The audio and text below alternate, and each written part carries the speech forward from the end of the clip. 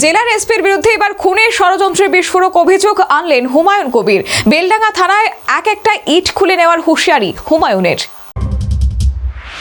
ভোটের আগে ক্রমশ উত্তাপ বাড়ছে বঙ্গ রাজনীতির।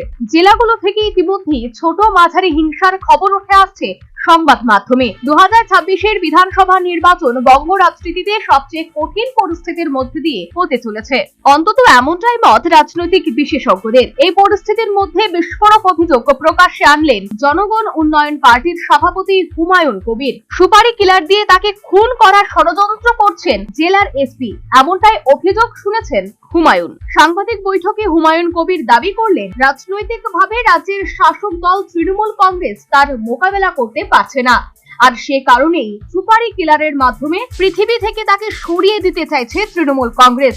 এক্ষেত্রে মিডলম্যানের কাজ করছেন জেলা পুলিশ সুপার।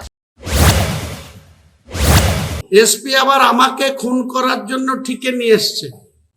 উনি আমার বিরুদ্ধে আমাকে খুন করার জন্য, আমি রাস্তায় গাড়িতে যা আশা করি সেটা দুজন সুপারি কিলারকে এসপি বরাত দিয়েছে যে হুমায়ুন কবিরকে গাড়ি অ্যাক্সিডেন্ট করে খুন করে দিতে হবে।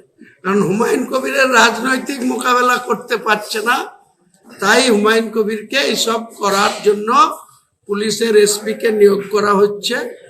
কমিশন ইলেকশনের শিডিউল ডিক্লেয়ার করুক, এসপি মুর্শিদাবাদ কোথায় থাকে, ওসি লালগোলা অতনু দাস কোথায় থাকে, মুর্শিদাবাদের প্রশাসন কোথায় থাকে, এটা আমার চ্যালেঞ্জ।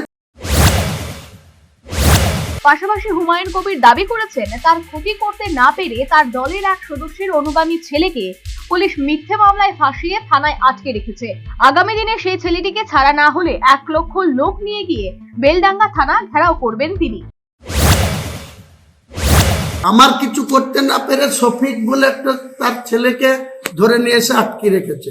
আমি আইসি কে বলেছি যদি না ছাড়ে কার লাখ লোক গিয়ে বেলডাঙ্গা থানা ঘিরবো, দেখবো এসপির কতটা দম আছে আর বেলডাঙ্গা আইসির কতটা দম আছে। কালকেই ঘিরবো বেলডাঙ্গার আইসিকে, যদি ওই শফিকের ছেলেকে না ছাড়ে। কালকে এক একটা ইট খুলবো বেলডাঙ্গা থানা, এক একটা ইট খুলে নেব, কত গুলি আছে কটা চালাবে, আর বেলডাঙ্গা থানার ইট কালকে খুলবো। আইসির সাথে বোঝাপড়া করব, এসডিপিওর সাথে বোঝাপড়া করব কালকে। জেলার পুলিশ সুপার এবং বেলডাঙ্গা থানার আইসি কে কড়া হুঁশিয়ারি দিয়েছেন হুমায়ুন সাহেব। এখন দেখার রাজ্যের শাসক দল এবং পুলিশ প্রশাসন এই ধরনের পরিস্থিতি কিভাবে মোকাবেলা করে। National bureau report, news vanguard.